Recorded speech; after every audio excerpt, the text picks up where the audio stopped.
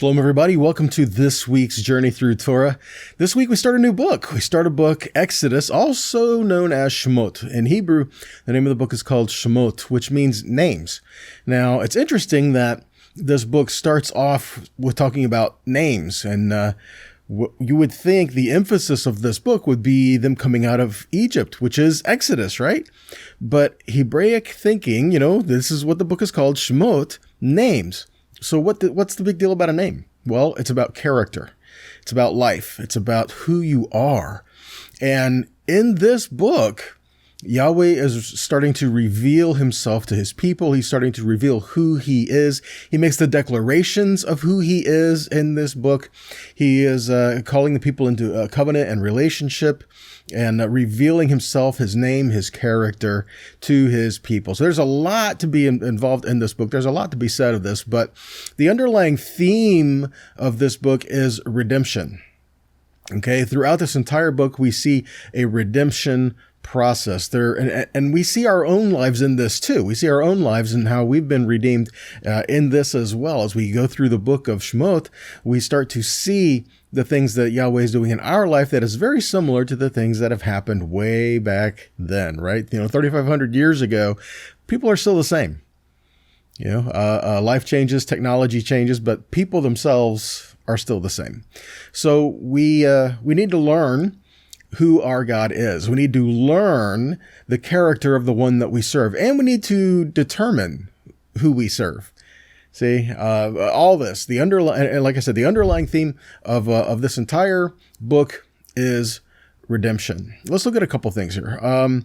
Redemption. Let's look at this. You were oppressed. That's sin and bondage, right? You were oppressed, and Yahweh says, I freed you with a mighty hand, and he did signs, wonders, and miracles. And then they crossed the sea. That's a mikvah, also called a baptism. And then he brought them to Sinai, Mount Sinai, to himself, where he revealed himself and his Ruach, his spirit, to his people. He equipped them with the Torah and said, I want you to build a place where we can dwell together, a Mishkan, and I will take you to the promise. So all of this is the same thing we see in our lives today when he says he has redeemed us. These same declarations, the same process, if you will, that he had back here in this book, Shmot, he deals with us in the very same way. So it may look different, but he deals with us in the very same way. So we start off with this book about the people that are in Mitzrayim, which is the word for Egypt. They were in Mitzrayim, and what happens now? It says there's a Pharaoh that came to power who didn't know Joseph, didn't know the people of Israel in this manner that Pharaoh was known before. So he says these people are great and mighty, right? If they decide they want to overpower us, they can. So let's overtake them and enslave them before they determine to rise up and come against us. It's like a strike first is what they did. And we know this is not the way of Yahweh. This is the way of the world. But going all the way back to what Yahweh told Abraham, he said, this is what's going to happen to your descendants. He said they're going to go down to a place that's not theirs, and they will become a great and mighty number there. And the people where they are in that land, they will oppress them. But he also says that I will bring them out. See, so we start to see this bringing out process. So when we open this book, Shemot, we find the people of Yahweh being ensnared, being taken into Mitzrayim, which Mitzrayim means trouble. It's related to the word mitzar, which means narrow, straight, or a place of constriction. So they're being constricted. They're being oppressed here. They have taskmasters. They're being enslaved. And then the people start to cry out to Yahweh. Now, how do we see this? Where do we see this? Again, put yourself in the situation. You were a slave to sin. You were in bondage. You were oppressed. But Yahweh says, I will redeem you and I will bring you out. We're going to see this throughout this parsha. And we're going to see redemption, and we're going to see you have to make the decision of the God that you serve. Choose today who you will serve. So we're going to see some of this in here. Starting in Exodus 1:13, it says, so they ruthlessly made the people of Israel work as slaves, and they made their lives bitter with hard service and mortar and brick and all kinds of work in the field. And all their work, they ruthlessly made them work as slaves. So they enslaved them and they oppressed them. And then, not getting completely into the story of Moshe, but, the origin story of Moshe, he was raised as a prince in Egypt, and he ends up running away because he tried to deliver a Hebrew, and he killed an Egyptian to do it. And he got scared and he took off. Okay, so he's off in the wilderness. So it's really quick going through that, right? So we're not going into all that now, but we do know we find him in the wilderness. He's tending sheep, he's tending a flock, and he sees this, which he found a wife out there, right? The Yithro, one of Yithro's daughters. So marries her, and now they have some children, and he's being a shepherd. He's tending a flock. So this is like 40 years later, right? So he says he goes and he's off in the wilderness, and he sees in the mountain, he sees this fire, and he says there's this bush over there and it's not being consumed. He turns aside to go see what's going on, right? Which is strange in and of itself, but not going there. So he goes and he approaches, and then Yahweh speaks to him from the midst of the burning bush, and he tells him to come closer, take off your sandals, come closer. And this is kind of what happens. He says, I want you to go to Mitzrayim. I want you to be a deliverer for me. And Moses starts talking about this. And he starts kind of arguing with Yahweh. And he's saying, well, who am I to go, right? I mean, I can't talk right. I can't speak right. I can't do these things. And he starts to make excuses about different things. But even saying, well, who do I say sent me? I mean, again, comes down to an issue of knowing Yahweh. Knowing him. Moshe says, so who do I say sent me? He would know who sent him, right? He says, well, who do I say sent me? So who do I tell them sent me? So again, we're talking about identity. We're talking about knowing the one true God. Let's back up and let's take a look at a couple of things. In Exodus 3, verse 6. And so he said, I am the God of your father, the God of Abraham, the God of Yitzhak, and the God of Yaakov. And Moshe hid his face, for he was afraid to look at God. And then Yahweh said, I have surely seen the affliction of my people who are in Egypt, and I have heard their cry because of their taskmasters, and I know their sufferings. And I have come down to deliver them out of the hand of the Egyptians, and to bring them up out of the land to a good and broad land, a land flowing with milk and honey, to the place of the Canaanites, the Hittites, the Amorites, the Perizzites, the Hivites, and the Jebusites. Verse 9. And now behold, the cry of the people of Israel has come to me, and I have also seen the oppression with which the Egyptians oppress them. Come, and I will send you to Pharaoh, that you may bring my people, the children of Israel, out of Egypt. Now, first off, he says, I am the God of your fathers. Okay, so that is identity, that's connection, that's covenant relationship. I am the God of your fathers. And so Moses immediately had a connection with Yahweh because he was identified as, your father. I am the God of your father. Okay, so there was this immediate connection there. And then he says, I've heard the cry of my people. We'll come to that in a minute. And he says, they were my people. So again, it's not that Yahweh forsook them or left them in Egypt. Okay, he did not turn his back on his people when they were in Egypt, but yet there was a process of what had to happen. They needed to come to be in this land, and they had to go to this great power, and Yahweh was going to break the yoke of the world on them to bring them out as a great nation. Now, sometimes it may not make sense of how Yahweh does things in our life, okay? But he does do things in our life, and he does say, I will bring you through many things. But that's the key, he will bring us through. The scripture says that he hears the cry of his people. It's not that he turned his back on you. It's just that he does things differently than the way that we would do them, okay? And ultimately, and in the long run, in the long plan, that's much, much, much better, right? So anyway, let's look at this. So he heard our cry. He heard us, all right? Look at Psalm 116. 1-4, it says, I love Yahweh because he has heard my voice and my pleas for mercy. Because he inclined his ear to me, therefore I will call on him as long as I live. The snares of death encompassed me. The pains, this word pains is the same word we looked at there. Mitzar, same word we get from Mitzrayim. Again, it's Mitzareh. The word is Mitzrayim. It's trouble. It's suffering, right? It's Mitzar of Sheol laid on me, and I suffered distress and anguish. Then I called on the name of Yahweh. O Yahweh, I pray, deliver my soul. Look at Psalm 118:5. It says, out of my distress, I called on Yahweh, and the Lord answered me and set me free. So min is from or out of. Ha-mitzar. Mitzar is the word we're looking there. Karati, yeah. And so he says from, and then ha-mitzar is the word, again, mitzar, which is where we got Mitzrayim from. So out of my distress or out of my trouble. And then karati is I called Yah. and Yah answered me and set me free. Psalm 34, verse 15 and 17 says, the eyes of Yahweh are upon the righteous, and his ears are open to their cry. The face of Yahweh is against them that do evil, to cut off the remembrance of them from the earth. The righteous cry, and Yahweh hears and delivers them out of all their troubles. So see that? So when the righteous cry out, it's not like Yahweh doesn't hear. He hears. But now was the time to respond. Now was the time to do what he said he was going to do. Now's the time to deliver them, right? The time had come for these things to happen. So he sends Moshe to go to Pharaoh and, let my people go, right? So he sends Moshe to Pharaoh and says, I want you to let my people go, says Yahweh, and we're going to go into the wilderness, 3 days journey. We're going to go off and have a festival to Yahweh. And how did Pharaoh respond to this, right? He didn't like this. I mean, this is his economy, so to speak, right? Who are these people and who is their God, right?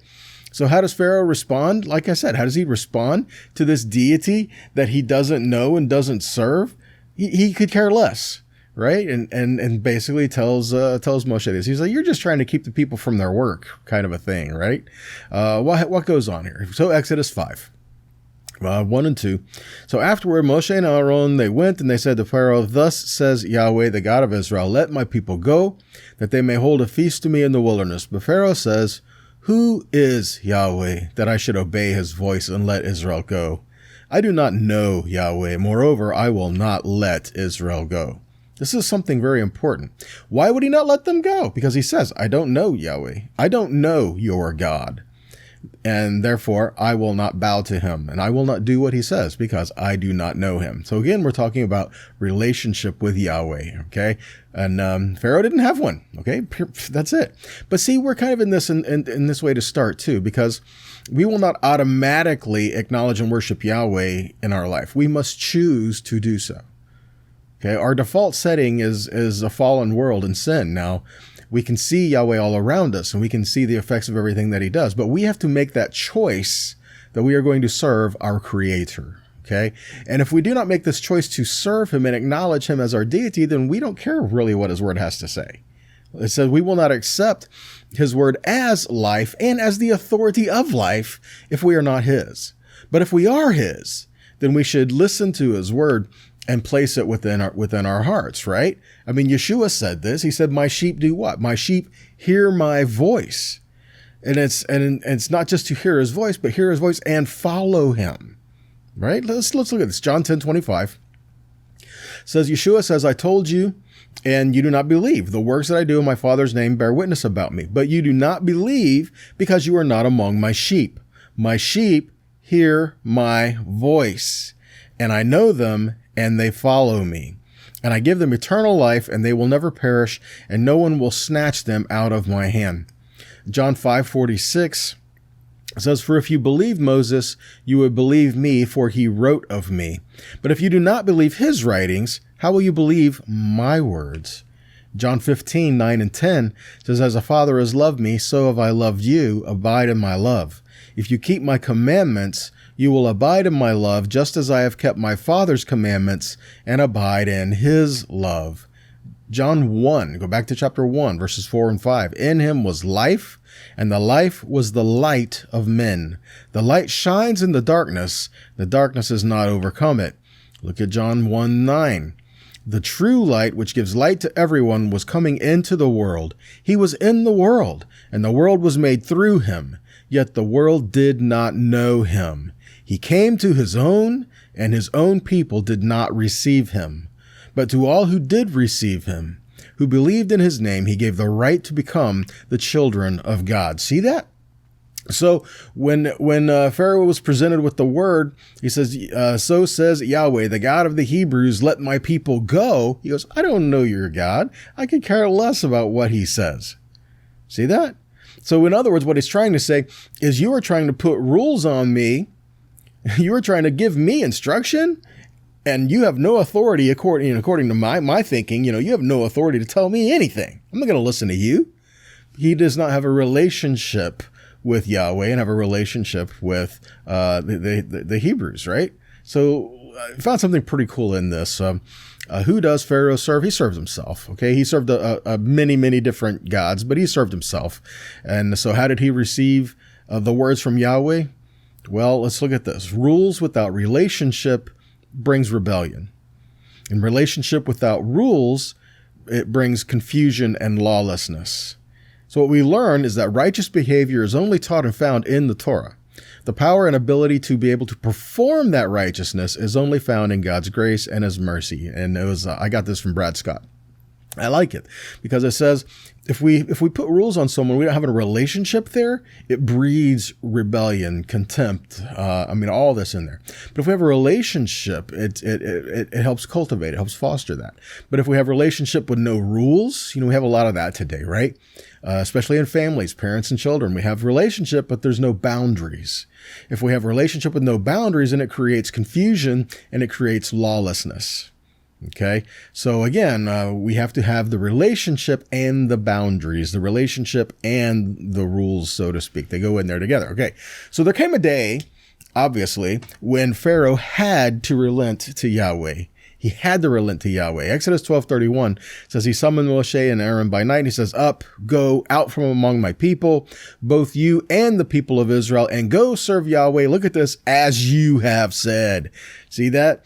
And even Pharaoh's army in Exodus 14:25, when they're following the people into the sea, the Egyptians said, "Let us flee from before Israel, for Yahweh fights for them against the Egyptians."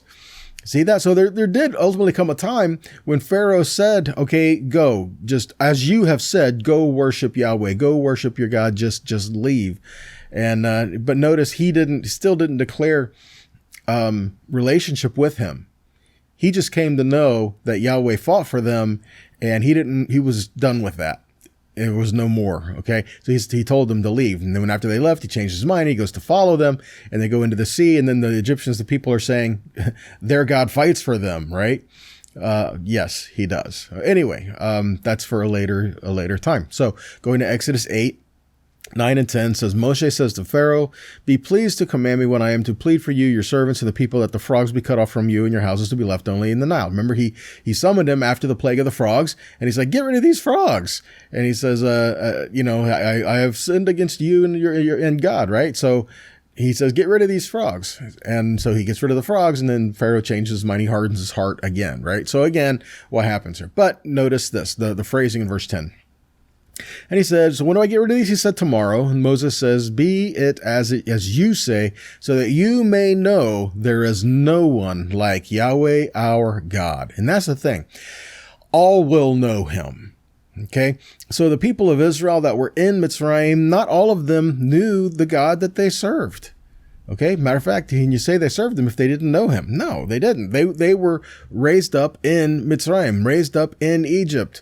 Were there a few who knew about their God? I'm pretty sure there was. I mean, there were elders among Israel, and they would have tried to pass down some advice and would have definitely have said something about the God of their fathers, right? Because when Moses came to them and says, "I am the God of your fathers," oh yeah, we know this guy, right? We know the stories, but they didn't have that personal experience with him. Okay. But yet Yahweh says that there's a time when all will know him. Like it or not, all will know him. The question is, when all come to know him, at what state, at what condition will we be standing before him? Okay. So it says all will know him. Look at Isaiah 11:9 and 10, it says, "For the earth will be full of the knowledge of Yahweh as the waters cover the sea. In that day, the root of Jesse, who shall stand as a signal for the peoples of him, shall the nations inquire, and his resting place shall be glorious." Who's this speaking of? That's speaking of Yeshua, right? The root of Jesse. He is a signal, or the word for signal is also the word for miracle. He is a sign, a miracle, a signal for the people, and to him all the nations will come, right? Look in Hebrews 8 and 10. "For this is the covenant that I will make with the house of Israel after those days, declares Yahweh. I will put my laws into their minds and write them on their hearts, and I will be their God, and they shall be my people. And they shall not teach each one his neighbor and each one his brother, saying, 'Know the Lord,' because they will all know me, from the least of them to the greatest." You see this? He says there's going to be a day when you're not going to have to say to anyone, "Know Yahweh." That's like trying to explain who he is. He says all will know me. Now the question is, are we there yet? No, we're not there yet. They don't all know him. Okay. So Until then, we need to learn to work together, and we've got some stuff to do, right? But all will know him. But by the way, this is quoting from Jeremiah. Jeremiah 31, verse 31 says, "Behold, the days are coming, declares Yahweh, when I will make a new covenant with the house of Israel and the house of Judah." Now, who's this covenant with? The house of Israel and the house of Judah. That's both kingdoms, the northern kingdom and the southern kingdom, all 12 tribes coming back together, okay? So who's this with again? This new covenant that is being given here? The house of Israel and the house of Judah. Verse 32, "Not like the covenant that I made with their fathers on the day that I took them by the hand to bring them out of the land of Egypt, my covenant that they broke, though I was their husband, declares Yahweh." Verse 33, "For this is the covenant that I will make with the house of Israel after those days, declares Yahweh. I will put my law within them. He will put his Torah in us and write it on their hearts. And I will be their God, and they shall be my people. And no longer shall each one teach his neighbor and each his brother, saying, Know Yahweh, for they shall all know me, from the least of them to the greatest, declares Yahweh. For I will forgive their iniquity, and I will remember their sin no more." See that? So again, we're talking about this new covenant is knowing him. And it doesn't change the God that we serve, and it doesn't change his word. It changes how we know him. See, not just reading about him now, but it is within our hearts. It's to change us. So when we come to know him, it changes us. So we need to have that word written within us.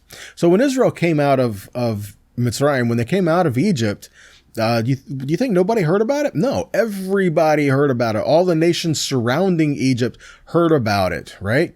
And then Yitro came to find out what was going on when they came out, right? Let's look at it. Exodus 18. 9, Yitro rejoiced for all the good that Yahweh had done to Israel, and that he had delivered them out of the hand of the Egyptians. And Yitro said, "Blessed be Yahweh, who has delivered you out of the hand of the Egyptians, and out of the hand of Pharaoh, and has delivered the people from under the hand of the Egyptians. Now I know," look at this, "now I know Yahweh is greater than all gods, because in this affair they dealt arrogantly with the people." So the idea is, all Israel will know. They had to know they had to learn to make this decision to follow him. He says, "I'm going to be a deliverer, and I'm going to bring you out." The people are like, "Yay!" And then all this plague started happening, all these hardship, and things started getting tough, and people started looking around at each other, going, "What's going on?" Right? They started grumbling and complaining. Then in Egypt, right? You read it. The elders went to Moses and said, "What are you doing to us? We were better off if you weren't here," right? and they never really stopped doing that. But anyway, we won't get into that. But here he says, "All will know me." So starting with Israel, they have to know the God they serve. But Israel is to be a light to the nations. So all Israel will know him, and all people will know him. Starting there, you start here with personal relationship. Again, we're talking about one-on-one. We're talking about you in a relationship with the Most High, but then it has to spread. It has to spread. Look at this. Exodus 6 and 7, to know him and to be redeemed. In Exodus 6, what Yahweh is telling Moshe, this is redeeming Israel, because he said all these things that he's going to do here is an act of redemption for redeeming Israel. Look at Exodus 6. "Say therefore to the people of Israel, I am Yahweh, and I will bring you out from under the burdens of the Egyptians. I will bring you out. I will deliver you." See that? "I will redeem you." See that? "And I will take you to be my people, and I will be your God. And you shall know I am Yahweh your God, who has brought you out from under the burdens of the Egyptians." We have to know him. We're not going to serve him if we don't know him. And this was what Moses had to do. He had to learn who the God of his fathers was. And he had to make the determination that he was going to follow him. Okay. And further, we have the same thing to do. But all Israel had to learn that as well. In Leviticus 23, talking about the Moedim, and this one talking about Sukkot, it says, "You shall dwell in Sukkot, that's booths, for 7 days. All native Israelites shall dwell in booths, that your generations may know that I made the people of Israel dwell in booths when I brought them out of the land of Egypt. I am Yahweh your God." See that? That's relationship. The Lord wants you to know him. Yahweh wants you to know him and keep covenant with him. Look at Deuteronomy 4, verse 33. "Did any people ever hear the voice of a God speaking out of the midst of the fire as you have heard and still live? Or has any God ever attempted to go and take a nation for himself from the midst of another nation, by trials, by signs, by wonders, by war, by a mighty hand and an outstretched arm, and by great deeds of terror? all of which Yahweh your God did for you in Egypt before your eyes. To you it was shown that you might know, look at this, that you might know Yahweh is God and there is no other beside him. Look in verse 39. Know therefore today to lay it to your heart that Yahweh is God, in heaven above and on the earth beneath there is no other. Therefore, see that? He is your God. Therefore, you shall keep his statutes and his commandments, which I command you today, that it may go well with you and your children after you, that you may prolong your days in the land that Yahweh your God is giving you for all time. Again, we're talking about you know him. And then if you know him, then you will receive his word and walk in it. See, that's, again, Pharaoh didn't know this God, so I ain't going to listen, right? Let's go to Jeremiah. Jeremiah 24, verse 5, thus says Yahweh, the God of Israel, like these good figs, so I will regard as good the exiles from Judah, whom I have sent away from this place to the land of the Chaldeans, and I will set my eyes on them for good, and I will bring them back to this land. I will build them up and not tear them down. I will plant them and not pluck them up. I will give them a heart to know, look at this, a heart to know that I am Yahweh, and they shall be my people, and I will be their God, for they shall return to me with their whole heart. See that? Return with their whole heart. That means that's it. I know he is my God. I will serve him. But in serving him, as we've already touched on, means I'm going to listen to his voice.